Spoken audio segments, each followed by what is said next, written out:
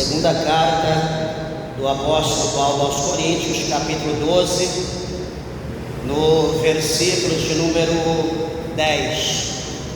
Amém? Está escrito assim: por isso sinto prazer nas fraquezas, nas injúrias, nas necessidades, nas perseguições, nas angústias, por amor de Cristo, porque quando estou fraco, então sou forte.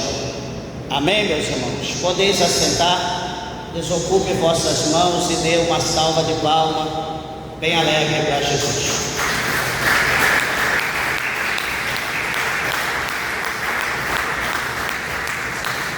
Glória a Deus, louvado é o Senhor. Que bênção. Meus irmãos, rogo por favor a tua atenção à palavra do nosso Deus. Estaremos aqui pregando a palavra do Senhor e após, preparando Deus, estaremos orando para Jesus revelar e curar nessa noite segundo a sua misericórdia. Igreja, primeira coisa que nós precisamos entender aqui nessa primeira parte desse texto, né, que esse texto está dividido, do verso 11 é outro texto, e do verso 12, do verso 1 até o 10 é o primeiro texto, e depois do 11 para frente o segundo texto. Porém, aqui nesse primeiro texto, o apóstolo São Paulo, né, ele vai contar aqui para nós, ele vai falar, né, acerca de uma revelação, né, ou uma visão e revelação, na verdade, que ele teve da parte de Deus, né? A Bíblia diz que aquele que tem o sonho, né, conta o seu sonho, e aquele que tem o discernimento, a interpretação, interprete. Então veja que o apóstolo Paulo, ele vai falar aqui que ele vai contar as visões e as revelações, não dele, mas do Senhor. E é interessante que quando ele vai falar isso, ele fala que ele conhece um homem, né, que há 14 anos, se ele está no corpo, eu não sei, ou se ele está fora do corpo, não sei, Deus o sabe. E esse homem então ele foi arrebatado até o terceiro céu. E veja que quando se fala na palavra arrebatamento, muitas pessoas falam, não, a pessoa foi arrebatado em espírito. E geralmente, meus irmãos, todo o arrebatamento ele é feito em espírito, né? Não é feito na carne, né? Não é transladado. A pessoa está aqui e de repente ele é transportado, como aconteceu no caso com Filipe, né? Quando ele estava ali pregando para aquele mordomo, né, da rainha de Candace, né, que ele estava ali, que ele veio para Jerusalém, e ali ele se converteu, ali ele levou o exemplar da lei, né, para a África, enfim, lá para a sua nação, e ele estava indo lendo o profeta Isaías, mas ele não entendia. Então, por ordem de Deus, Felipe foi, acompanhou a carruagem, entrou na carruagem ali, instruiu, ensinou ele, pregou para ele a palavra, mostrou que aquilo estava falando de Jesus, que havia se cumprido, e então ele quer se batizar, né? O que me impede que eu me batize? Nada te impede, desde que você crê em Jesus, eu creio. Então parou-se, achou ali águas, batizaram ali por imersão, né, nas águas correntes ali, enfim, e ele seguiu o seu caminho. E então a Bíblia diz que Filipe, ali ele foi transladado, foi arrebatado. O Senhor tomou ele, né, em carne, em sangue, enfim, e levou ele para outro lugar. Ali ele foi em pessoa, né, porque ali ele ia continuar a sua obra.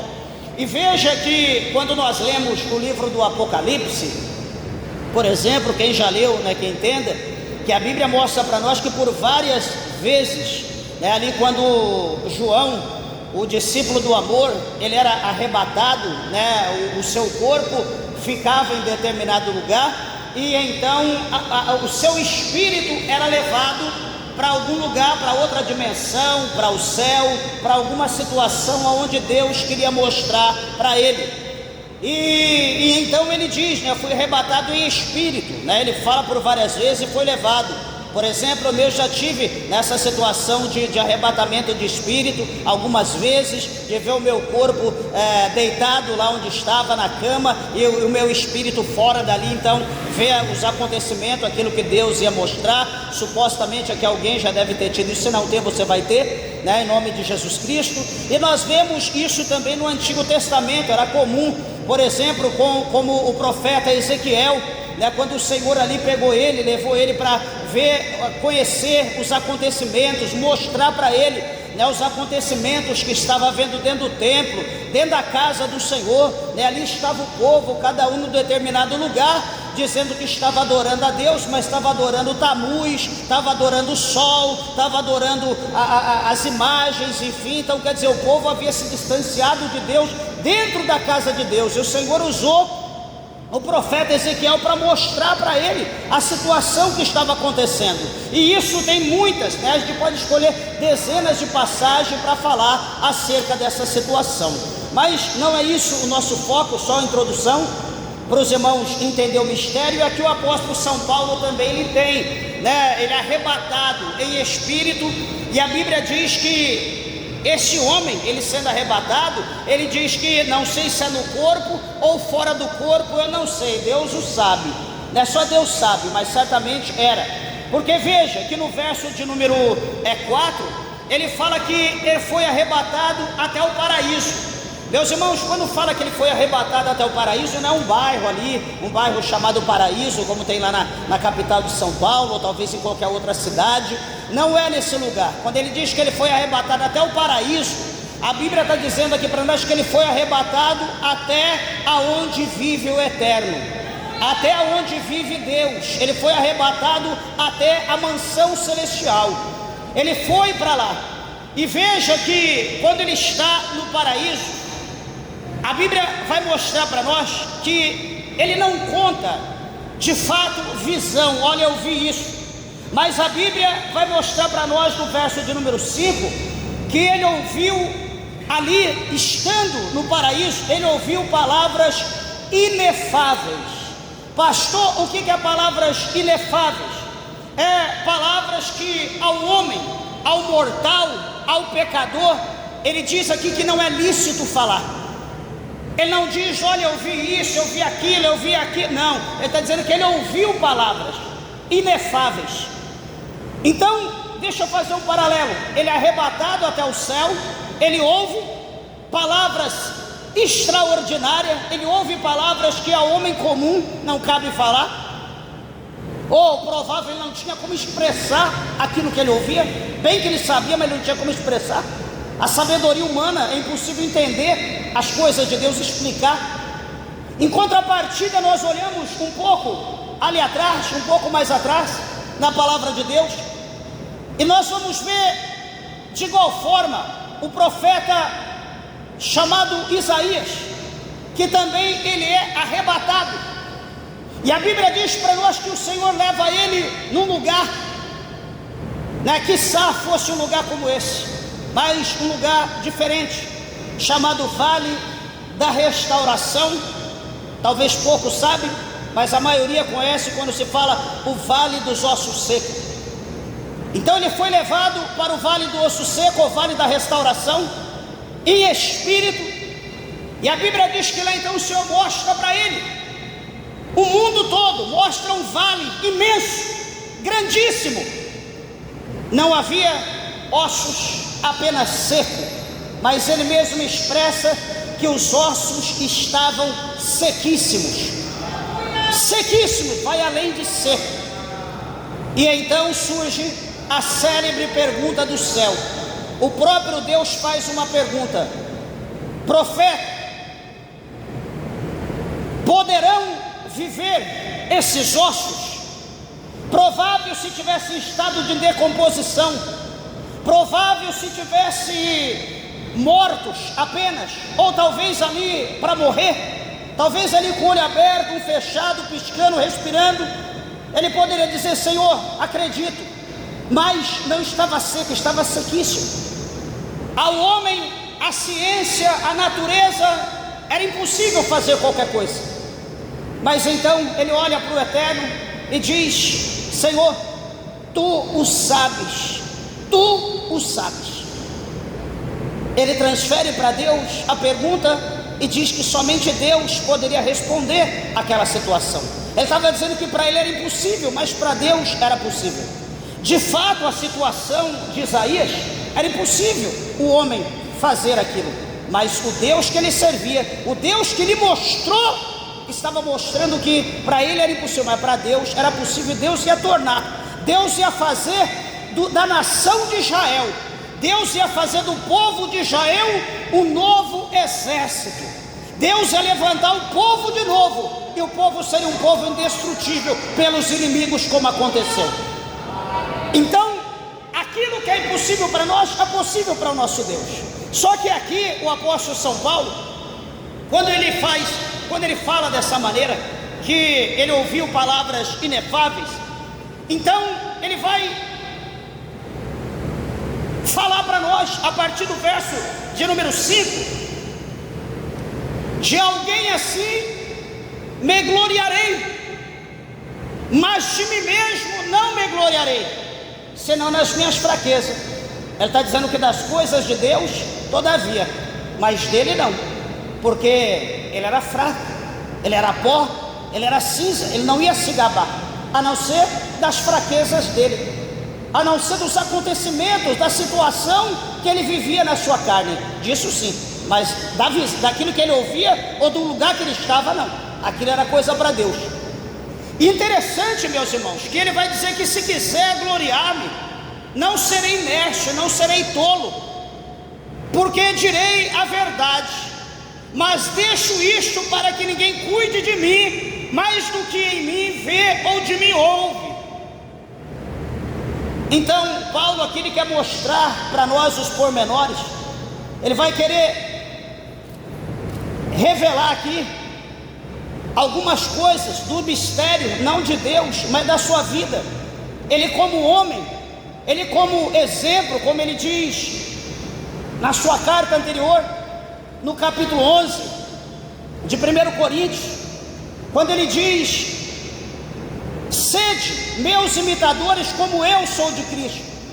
Então, Paulo ele procurava em todas essas situações uma forma de pregar, uma forma de expressar, de ensinar, para que a igreja não viesse escandalizar, não viesse tropeçar por causa dos seus atos, porque até mesmo quando nós lemos um pouco mais à frente, por exemplo, em Timóteo, ou quando nós lemos Tito, a carta do apóstolo Paulo a Timóteo, a Tito, Paulo sempre instruía os seus filhos, filhos na fé, que ele ganhou para Jesus, ele chamava de filhos, ele procurava instruir eles, que eles não viessem tropeçar, que eles viessem ser exemplo de tudo, como ele era exemplo deles, que eles também fossem exemplo dos fiéis, exemplos de tudo.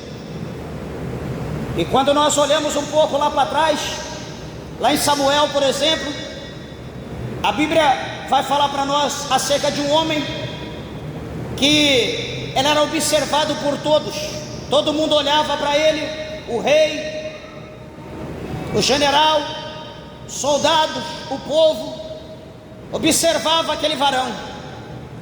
Era um varão jovem, mas era um varão que recebeu a presença de Deus na sua vida, e essa presença de Deus o transformou no novo homem.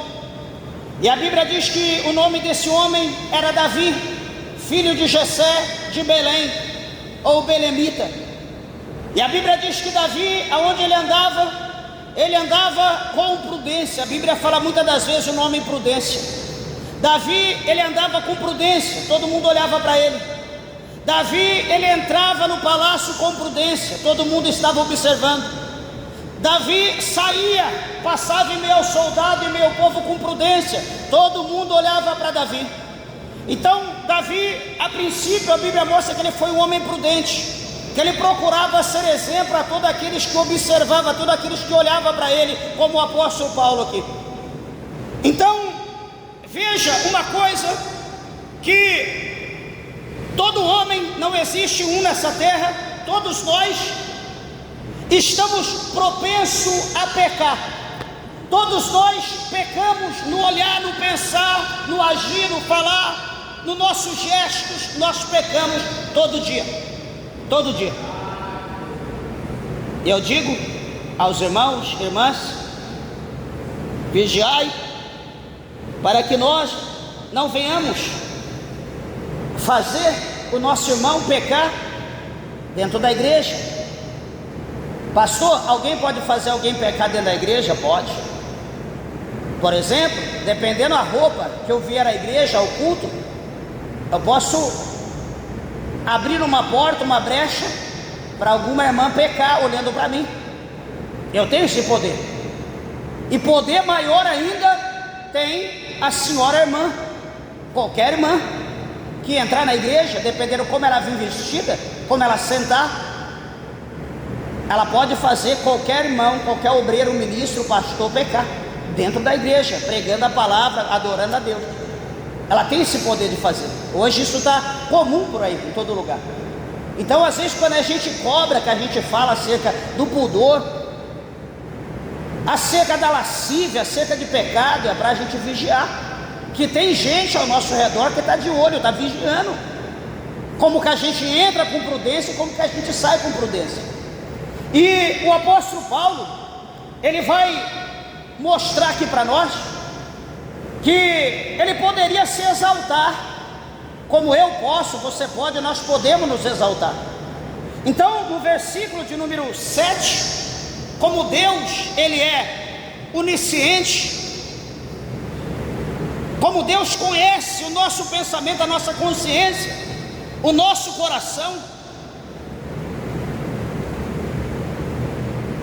Deus preparou uma situação para o apóstolo Paulo. Deus permitiu. E o versículo 7, ele diz: para que não me exaltasse, para que eu não me exaltasse pela excelência das revelações. Veja que ele não expõe, presta atenção aqui, ele não coloca os pormenores, ele não especifica, ele não esmiuça as revelações. Todavia ele está falando no plural. As revelações que ele estava vendo, ele só fala que ele ouviu palavras inefáveis. Ele não conta os pormenores. Ele não fala, olha, eu vi o séquito. Ele não fala como Isaías no capítulo 6, onde foi lido aqui hoje. Ele não fala, olha, eu vi Isaías, eu vi Deus assentado no trono, eu vi o séquito, eu vi a glória, eu vi serafim, eu vi querubins, eu vi todos cantando santo, santo, santo ao Senhor dos exércitos. Ele não fala isso. Ele só fala que por causa pela excelência das revelações, ele estava na simplicidade, ele estava na humildade, ele estava tranquilo, mas a carne dele, o coração dele poderia se exaltar, se bem que o espírito estava em paz, a alma estava em paz, mas a carne dele posteriormente poderia se exaltar pelas coisas que era mostrada pelas revelações, a qual ele não aqui expressa para nós, a qual ele não mostra para nós as revelações. Ele não fala os pormenores. Mas então Deus vai intervir para poupar ele de pecar. Para não deixar ele pecar, Deus vai permitir uma situação. E qual que é essa situação que Deus permite? A Bíblia vai dizer que foi dado um espinho na carne. E quando nós falamos espinho na carne, quem nunca disse, ou quem nunca fala, eu estou com espinho na carne, Deus colocou espinho na minha carne. E aí nós precisamos saber, por que Deus colocou espinho na tua carne? Se você diz que está com espinho na carne, por que Deus colocou espinho na tua carne? Será que de igual forma Deus arrebatou você pelo teu espírito? Será que Deus está mostrando coisas excelentes, revelando, dando visão? E para que você não venha se exaltar na igreja, Deus colocou espinho na tua carne? Ou será que é outra via? Ou será que é para que a nossa carne não venha pecar, não venha se exaltar? Deus então colocou esse espinho. É coisa de pensar, uma ou outra. Uma ou outra. Eu estou com o espinho na carne por quê? Qual o motivo da razão pela qual eu estou com o espinho na minha carne? Pastor, mas qual é o espinho na carne? Na questão de Paulo, na pessoa de Paulo, presta atenção. A Bíblia diz que foi colocado um espinho, a saber, foi enviado um adepto. Está aí no versículo, na sequência. Foi enviado um adepto de Satanás para fazer o quê? Para esbofeteá-lo, para bater, pá, pá, de um lado, do outro, tirar o foco. Paulo estava vidrado, estava ali atento, tentando ver, tentando ouvir, e os tapas, pá, de um lado, do outro, aquele processo, aquela dor, aquele sofrimento, de maneira que ele não conseguia fixar os seus olhos, talvez naquilo que lhe era mostrado, ou talvez naquilo que lhe era falado, que era dito, para que posteriormente não viesse se exaltar. Deus queria mostrar a Paulo que Deus tem o poder de tirar o homem deste mundo perverso, deste mundo maligno, deste mundo que está em trevas, e levar esse homem, essa pessoa, para outro ambiente, levar para o céu, mostrar a glória, revelar o porvir. Porque às vezes alguém pode dizer: eu não acredito nesse negócio de céu, eu não acredito que existe alguma coisa acima desse céu azul. Então Paulo, entre outros, tiveram o privilégio de ver, só que ele não teve o privilégio de expressar, de falar, de contar os pormenores, porque acredito eu que ele não iria se exaltar. Paulo era sábio, mas provavelmente os seus adeptos, os seus seguidores, poderiam exaltar por ele. Alguma forma de pecado poderia ter. Hoje mesmo ali conversando com o irmão, eu dizia aquilo que está lá em Deuteronômio, que o Senhor Deus disse a Moisés que as coisas ocultas são para Deus, mas as coisas reveladas para os homens e seus filhos. Então nem tudo Deus, Ele fala como que Ele dá o sentido. Quantas das vezes a gente tem sonhos profundos e a gente lembra que sonhou, mas a gente não lembra o que sonhou, só lembra que sonhou. Por exemplo, Faraó teve seu sonho, mas não tinha, lembrava tudo, mas não tinha discernimento. Por exemplo, Nabucodonosor sonhou, mas esqueceu, mas o sonho o atribulou de uma maneira que ele reuniu todos os seus sábios e diz: conta o sonho e me dá a interpretação e eu vou enriquecer vocês. Tá bom, ó grande imperador da terra, vive para sempre, ó rei Nabucodonosor, nós vamos te dar o discernimento, mas conta para nós o sonho. Não, eu não lembro o sonho, eu quero que vocês falem o sonho e dá a interpretação. O senhor está querendo muito, disse alguém. O outro rebateu e disse: olha, Alteza, isso é impossível para o mortal, para o sangue. O único que tem esse poder é aquele que vive nas alturas, em outra dimensão, cujo reino não é aqui. O homem, o mortal, não tem esse poder, então vocês vão morrer. Então vocês todos vão morrer, eu vou colocar fogo na casa de vocês, vou matar todo mundo. É chegado a Daniel que o rei está furioso, todo mundo ia morrer, inclusive ele. Ele vai lá e diz: calma rei, fica tranquilo, eu vou te dar. Ué, você sabe? Não, eu não, mas o Eterno, o Deus que eu sirvo, que é o conhecedor de toda a ciência, de todo entendimento, de toda a sabedoria das coisas ocultas, Deus ele sabe, e Ele vai me revelar, e eu vou dar a interpretação, e como Deus falar assim vai suceder, e sucedeu, aconteceu, porque todo o poder está na mão de Deus. Então aqui a Bíblia vai mostrar para nós que esse mensageiro de Satanás esbofeteou o apóstolo Paulo para ele não se exaltar, bateu, machucava. E a Bíblia vai mostrar para nós que no tocante a isso, o apóstolo Paulo ele não vai sair na mão com o mensageiro de Satanás, ele não vai bater, ele não vai brigar, ele não vai pegar uma espada, mas o que ele vai fazer? Ele vai mostrar para nós o que todo crente, o que todo homem de Deus deve fazer na hora da perseguição, na hora que o inimigo joga seta na mente, na hora que o adepto de Satanás, o mensageiro de Satanás vier. Porque o mensageiro de Satanás, meus irmãos, ele vem todo dia nos afrontar. Ele bate no nosso portão, ele liga no nosso número, ele manda uma mensagem de áudio, ele manda um vídeo. Todo dia o mensageiro de Satanás procura alguma trégua, alguma coisa contra a nossa vida.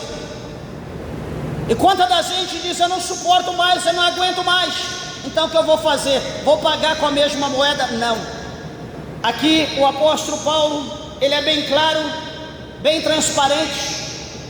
No capítulo 12, verso 8, ele diz que por 3 vezes,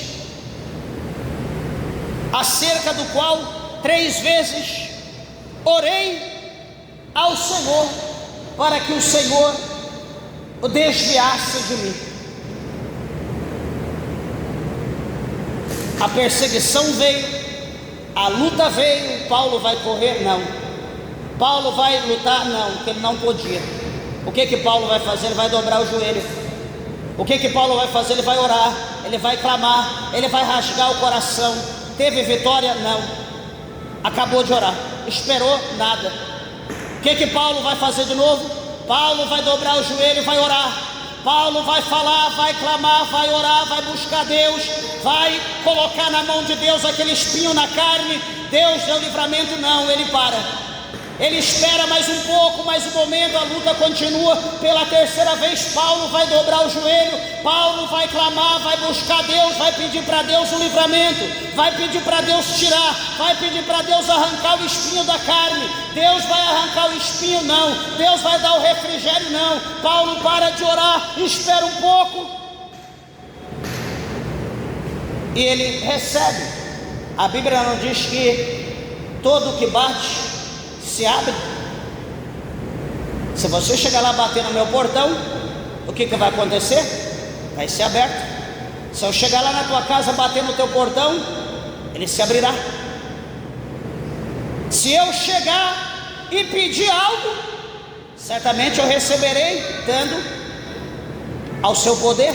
Se você pedir algo para mim, dando no meu poder, você vai receber.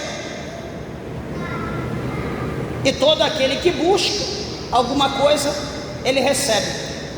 Então Paulo fez isso, ele bateu, foi aberto. Ele pediu, ele recebeu, ele buscou, ele encontrou.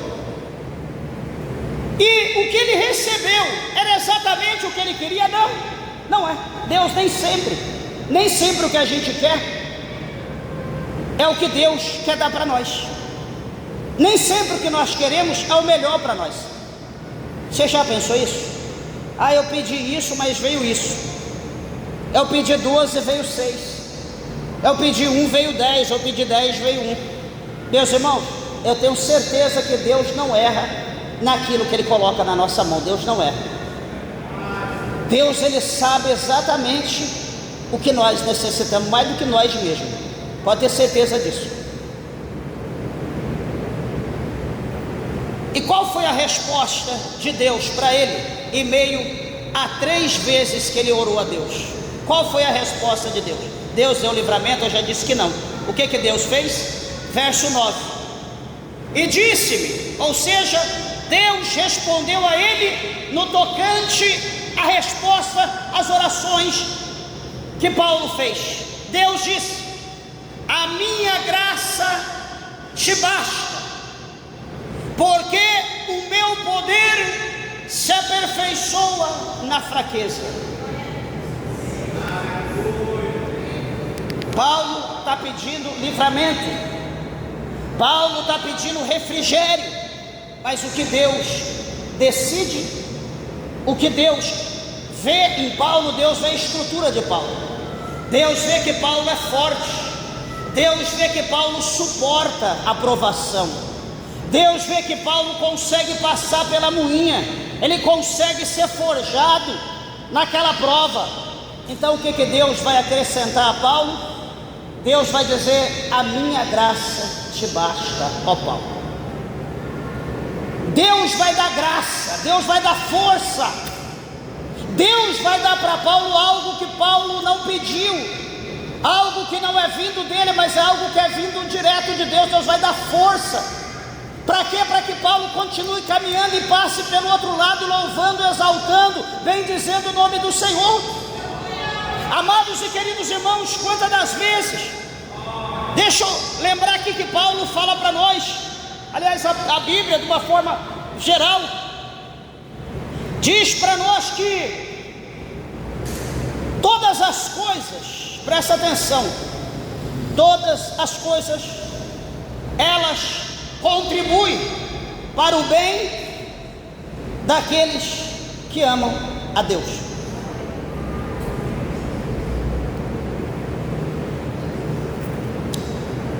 Quando lemos este versículo, será que nós entendemos que todas as coisas, todas, Deus não abriu um parênteses e colocou lá no meio, exceto, talvez, porventura, quem sabe? Não, Deus diz todas as coisas, elas contribuem para o bem. Vamos exemplificar algumas coisas comum nos nossos dias hoje. Estava trabalhando numa empresa boa, ganhando bem, bastante recursos. Lá dentro estava vendo uma situação que eu poderia pecar, que eu poderia defraudar, ou eu estava defraudando, errando, fazendo alguma coisa que não agradava a Deus em off. Estava lá com planos de o ano que vem fazer isso, fazer aquilo, porque o salário era bom, e de repente, do nada, a porta se cerrou, ou fechou, fui mandado embora. Aí eu, meu Deus, vou dobrar o joelho e vou orar: Senhor, a porta fechou, e agora? E etc, etc. Eu queria fazer, eu ia comprar, eu ia construir, eu ia viajar, eu ia doar. Mas a palavra está ecoando no nosso ouvido: todas as coisas contribuem para o bem dos que amam a Deus. Eu só estou lembrando o que eu queria, mas eu não estou lembrando o que eu estava fazendo. Que aquela situação onde eu estava defraudando a empresa, eu estava machucando alguém, eu estava machucando eu mesmo. Então, até a demissão, a perda do trabalho contribuiu. Para o quê? Para o meu bem-estar com Deus, com a igreja, com a comunidade, com a família. Sabe o que os irmãos estão entendendo?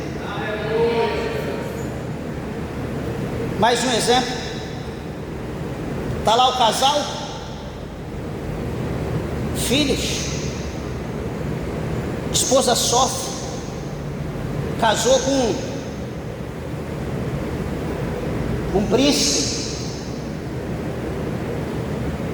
e aquele príncipe humilha, faz ela sofrer, chora todo dia, quase não tem mais lágrima, anda tudo deformada, de ser espancada, de ser humilhada. Já o seu nome não é nem mais, sei lá, o nome que você quiser imaginar. O nome dela é Mara, que quer dizer amarga. Já é uma pessoa amarga, não tem mais prazer. não tem mais vontade de viver, não tem alegria. E de repente, amanhã ou depois, acontece uma situação e Deus tira o príncipe da vida dela. Daqui a pouco ela vai respirar fundo, vai levantar a cabeça, vai começar a olhar as coisas com outros olhos, vai lutar, vai correr atrás e vai ser uma pessoa feliz com a sua família, lutando pelos seus propósitos, seus projetos, fazendo a vontade de Deus. A Bíblia fala em Amós capítulo 3: andarão dois juntos se não houver acordo? Não houver acordo, é impossível andar junto, não tem como. Você vai tentar, vou tentar, mas você vai sofrer. Estou disposto a sofrer, estou disposto a pagar o preço. Então vai embora, em nome de Jesus, Deus será contigo. Mas, como eu estou dizendo, tudo tem limite. Então o Senhor vai dizer: minha graça te basta, eu te dou graça, eu te dou força, porque o meu poder, Paulo, ele se aperfeiçoa na fraqueza. É na fraqueza que a minha graça manifesta, é na fraqueza que eu torno você forte. Porque de boa vontade, pois, me gloriarei nas minhas fraquezas, para que em mim habite o poder de Deus. Então ele está dizendo aqui que ele vai gloriar nas fraquezas dele, para que o poder de Deus habite, para que o poder de Deus more, para que o poder de Deus viva na vida dele, em ele gloriando nas fraquezas. E veja que Paulo, falando dessa maneira, ele vai, no próximo versículo que nós lemos, ele vai explicitar no que ele estava se gloriando.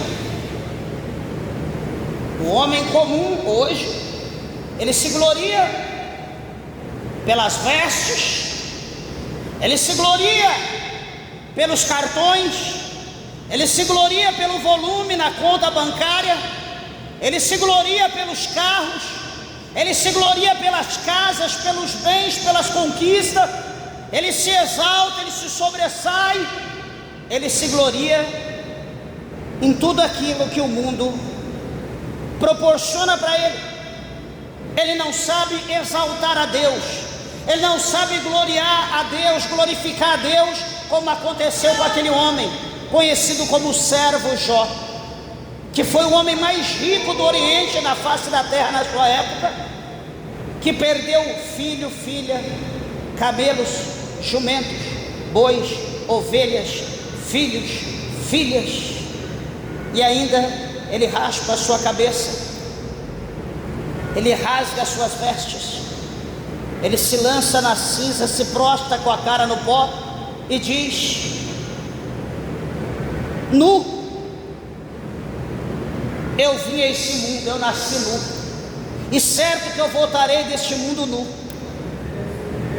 O Senhor me deu, o Senhor tomou, bendito seja o nome do Senhor. Ele não se exaltava pelas coisas que ele tinha, ele não colocava o seu coração acima, mas ele colocava Deus acima. Vamos ver Paulo, qual era o prazer no que Paulo se gloriava.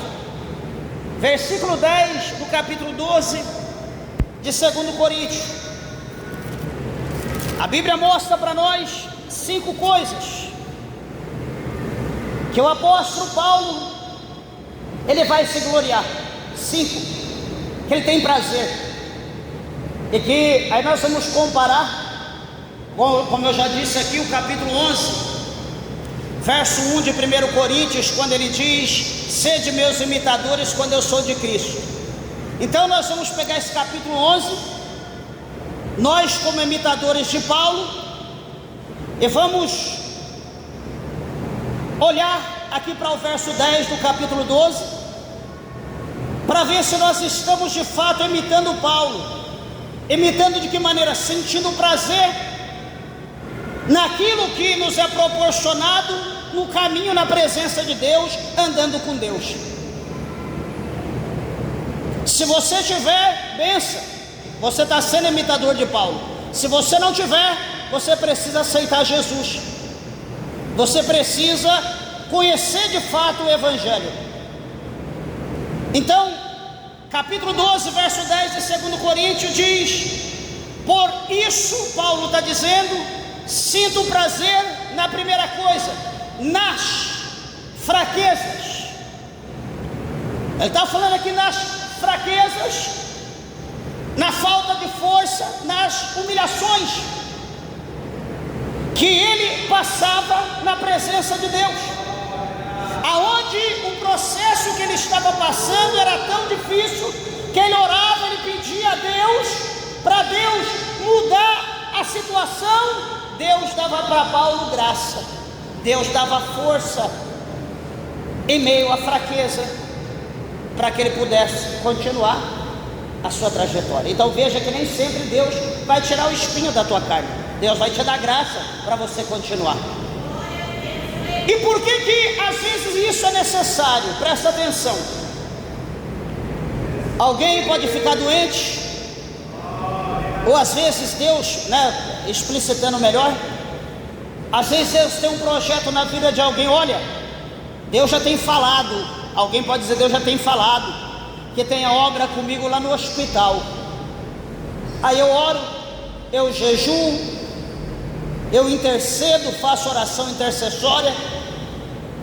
Mas é isso que Deus quer? Também, mas não é só isso. O que Deus quer? Deus, ele quer o corpo a corpo, olho no olho, mão na cabeça. E eu estou só de longe. Deus fala 1, 2, 3, eu estou ali dando uma de João sem dedo, esperando alguém ir no meu lugar. Sabe o que acontece? Amanhã depois Deus coloca uma enfermidade, Deus coloca uma doença, eu fico ali entre a cruz e a espada, vou, não vou, até que o negócio engrossa, eu tenho que ir para o hospital. Chegando lá no hospital, Deus dá uma aliviada, dá um refrigério, e ali eu estou no meio da obra, eu estou ali onde Deus quer que eu esteja. Deus quer exaltar o nome dele por intermédio da minha vida, porque Deus me deu o dom, só que eu não estou usando. Então a partir daquele momento que eu estou ali, naquele ambiente, cheio de gente doente, então Deus me dá uma graça. Deus não vai tirar a espinha, Ele vai me dar uma graça, e então eu vou começar a fazer a obra ali. Eu vou começar a falar do amor de Deus, eu vou começar a orar para as pessoas, vou chorar junto com as pessoas, vou começar a falar de Jesus, vou ganhar alma, as vidas vão ser curadas. De repente todo aquele povo vai embora curado, eu continuo ali. Vem outros, eu vou fazer a obra, Deus vai operar, o nome do Senhor vai embora, eu vou ficar ali. Deus pode fazer isso, tranquilo, tranquilo, sem problema. Se você nunca pensou nisso, pense. Deus pode fazer isso. Então tudo contribui, tudo contribui. Por isso que Paulo está dizendo que ele sente prazer nas fraquezas. Depois ele diz que ele sente prazer nas injúrias, naquele nervosismo, naqueles processos todo contra a sua vida, tudo ele tem prazer. E ele diz, nas necessidades, na falta de alguma coisa, nos processos da vida, no dia a dia, eu tenho prazer. Ué, mas você está doido? Você tem prazer? Você está precisando de um sapato? Você está precisando de uma roupa? Você está precisando de uma comida? Mas você tem prazer nessa situação? Você está louco? Eu já ouvi pessoas falar isso. Você aceitar isso? Você aceita uma coisa dessa? Quantas vezes? Você aceitar isso? Mas seja feita a vontade de Deus na minha vida. Deus quer assim, amém. Não, tem coisa que nós temos que correr atrás, não tem coisa que é a permissão de Deus. Tem coisa que Deus prova a nossa fé. Tem coisas que Deus fecha a porta do vizinho, fecha a porta do pai, da mãe, fecha o coração das pessoas. Tem coisa que Deus quer provar a nossa fé, na nossa necessidade do dia a dia. Peraí, não tem? Então eu vou dar glória a Deus e vou entrar no jejum então. Vou usar essa escassez para fortalecer o meu espírito, para me chegar mais perto de Deus, para me fortalecer o meu espírito, a minha alma, na presença, no poder de Deus. Não, você está louco. Não sei que crente é esse não. Você vai aceitar essa situação? Tá bom. Então se alguém aqui está vivendo isso, se alguém apontar o dedo para você e dizer você é crente, e você está aceitando essa situação, então diga para esse poderoso, essa poderosa que estiver do teu lado, que estiver te instruindo a não aceitar a situação, peça para ele ou para ela mudar a tua vida. Então mude a minha vida, por favor. Supra todas as minhas necessidades, pague as minhas contas, encha a minha mesa, a minha despensa, coloque alguma coisa na minha conta, enche o tanque do meu carro, se eu ainda tiver. Pelo contrário, meu irmão, minha irmã, vamos dobrar o joelho, eu vou orar contigo, vou fazer a minha parte, Deus fará a parte deles, então somente crê, confie. Então essas coisas não entristeciam Paulo. Paulo usava isso para exaltar Deus, Paulo usava isso para se fortalecer. Coisas que hoje as pessoas pregam por aí, não, você não pode aceitar isso não. Mostra para Deus o teu envelope de dízimo, você é dizimista, mostra para Deus que você é ofertante, mostra para Deus que você fez voto. Puxa vida, Deus vai ficar com medo, hein? Deus vai ter medo de ver o seu cartão de dízimo. Deus vai ficar com medo de ver que você deu. É mesmo, deixa eu ajudar, porque ela está dando daquilo que eu dei para ela. Meus irmãos, o salmista escreveu: o que eu posso dar a Deus? Presta atenção, olha bem, a sabedoria, o entendimento do homem. Olha bem, o que nós podemos dar a Deus, sabendo que tudo que nós temos é de Deus? É o que o salmista fala. O que nós podemos dar a Deus? Tudo o que nós temos é de Deus. Já pensou? Eu ponho algo na tua mão para você cuidar para mim, e você vem e dá para mim daquilo que é meu, daquilo que eu te dei. Ué, o que você está me dando? O que está com você é meu, você não está me dando nada. Você tinha que me surpreender além daquilo que eu te dei. Tudo que existe é de Deus, tudo que está no nosso poder é de Deus. Então o que nós damos para Deus? Por que nós temos que pôr Deus em parede? Que parede? Que Deus que se coloca em parede? Você já pensou isso? Não. Então pensa, reflita, vigie, não peque contra Deus não. Não dá ouvido a espírito mentiroso, a espírito de demônio que quer te fazer pecar.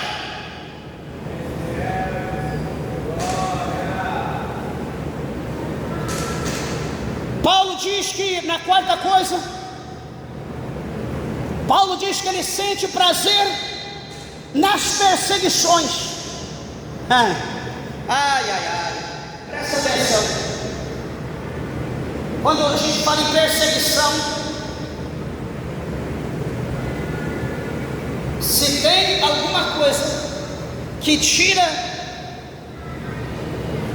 pessoas, crentes, da igreja, é perseguição. Quando eu digo tira da igreja, está tirando da presença de Deus. Olha o que Paulo está dizendo aqui, que ele tem prazer nas perseguições. É a quarta palavra no verso 10. Ele tem prazer nas perseguições. Irmã, por que você sabe? Levantou espírito lá que está me perseguindo, está falando da minha roupa, está falando do meu cabelo, está falando da minha voz, está falando que eu só canto aquele hino. Quer ver quando chama fulano para ter oportunidade? Quer ver? Vai cantar o hino tal. Quer ver? Já fica até com a Bíblia aberta. Lá, não falei? Isso é perseguição. Lá, vai pregar, quer ver? Já está até com a Bíblia aberta aqui, no capítulo de número 5, vai pregar a mulher do fluxo de sangue, quer ver? Olha lá, vamos ler a Bíblia, capítulo 5 do Evangelho, está vendo? Estou falando? Isso é perseguição. Como que eu vou ficar na igreja desse jeito? Paulo está dizendo que ele tinha prazer nas perseguições, ele se alegrava de ver essas coisas acontecendo com ele. Quando a gente olha lá atrás, no capítulo 4, capítulo 5 de Atos dos Apóstolos, nós vamos ver que os discípulos foram açoitados, foi derramado sangue, humilharam, rasgaram as suas vestes, bateram neles terrivelmente, depois soltaram, em mandando eles embora, disseram: olha, nós proibimos vocês, é uma ordem suprema do Sinédrio, nós proibimos vocês, nós conjuramos que vocês não falem mais o nome desse Jesus, que vocês não preguem, que vocês não falem mais nada acerca.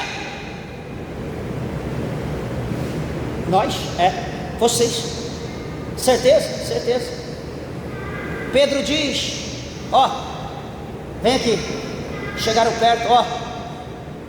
A nós cabe obedecer em primeiro lugar a Deus, não os homens.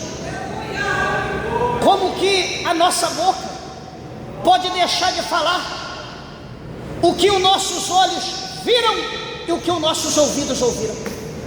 É impossível. Cabe a nós obedecer a Deus, não vocês.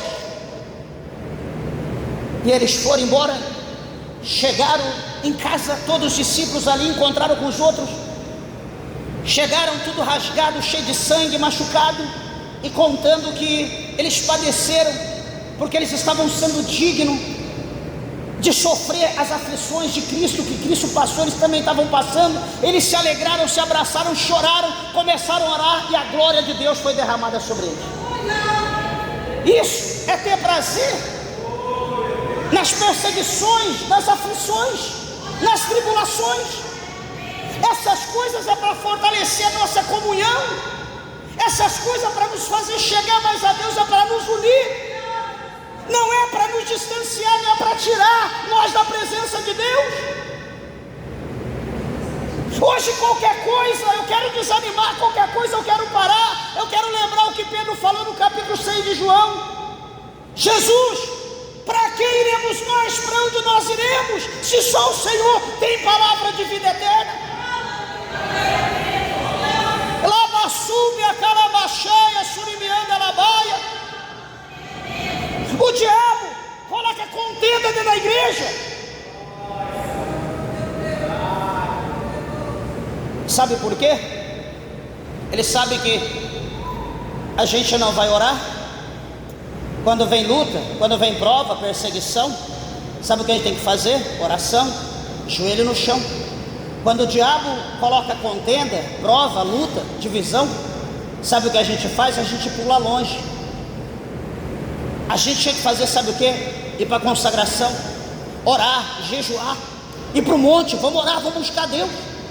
Tinha que colocar voto, vai começar a campanha, vamos pôr o propósito de Deus, vou vencer na oração. Mas o que o diabo faz? Ele entra com o processo, você pula fora, ele te leva ali, sabe daqui a pouco onde você está? Dentro do bar. Sabe daqui a pouco onde você está? Dentro do prostíbulo. Sabe daqui a pouco onde você está? Dentro da macumba. Sabe daqui a pouco onde você está? Dentro do caixão, indo para o inferno.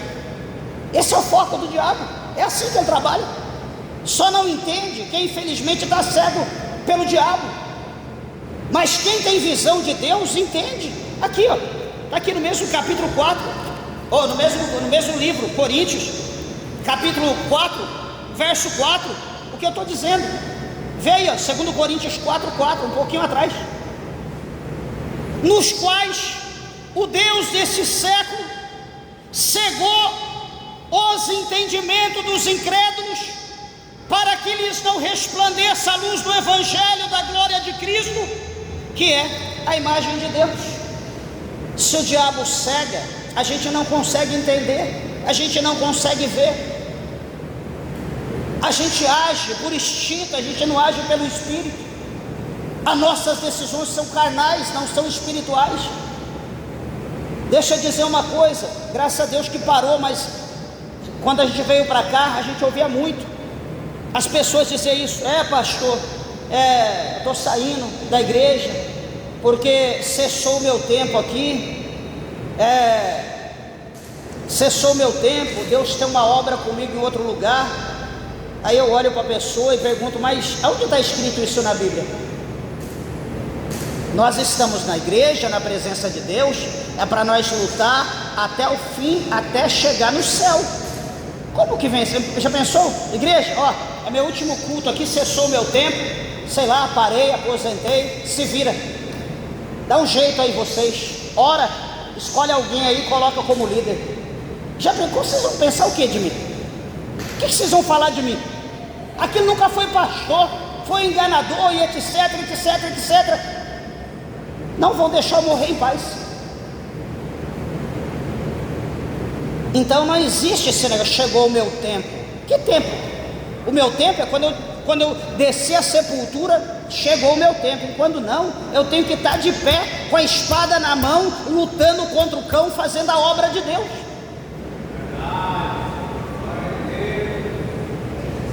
Louvado seja o nome do Senhor. Ele diz: nas angústias, a quinta coisa, angústia.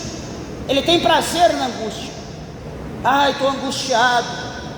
Ai, estou angustiada pelo que eu ouvi, pelo que falaram. Estou angustiado por causa da situação. Estou angustiado por causa disso. É angústia mortal. Angústia não tira. Agora, por que ele tem prazer nas fraquezas? Por que ele tem prazer nas injúrias? Por que ele tem prazer nas necessidades, nas perseguições, na angústia? Por quê?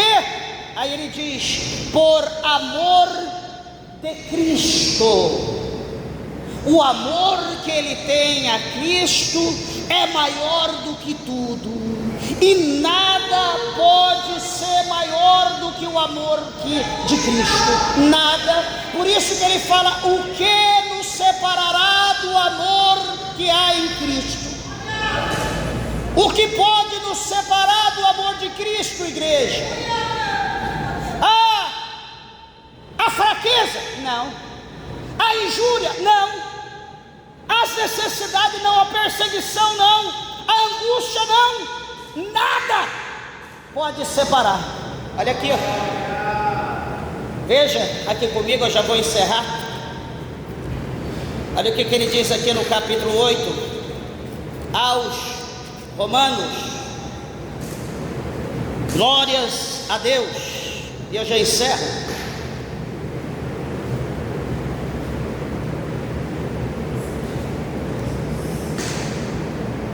Romanos capítulo 8, verso 35 adelante, está escrito assim: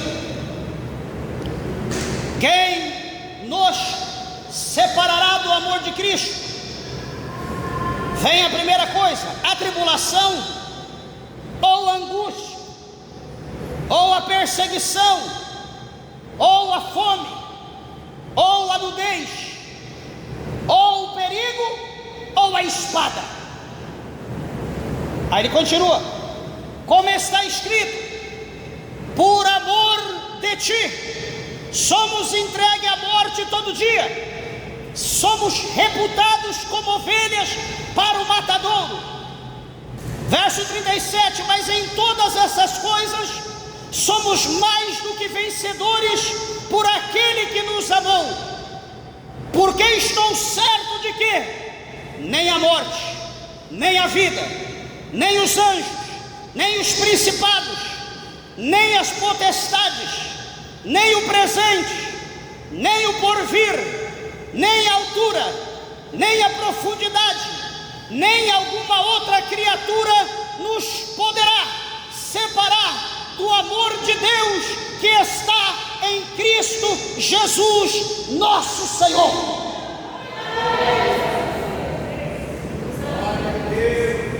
Quando você estiver fraco, quando você for tentar querer sair da presença de Deus, leia Romanos 8, 35 ao 39. Leia cada palavra.